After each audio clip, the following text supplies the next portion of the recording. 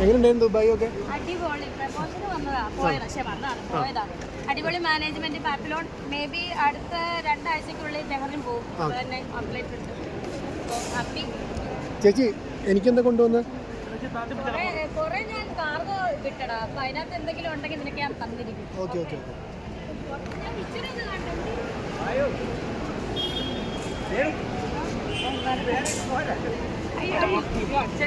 വീടല്ലേ വീട്. എന്തോ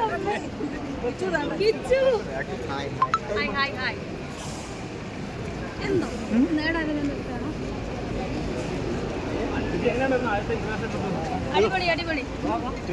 കുറച്ച് ഒന്ന് കിച്ചൂടെ നിൽക്കോ? Renu Renu no comment.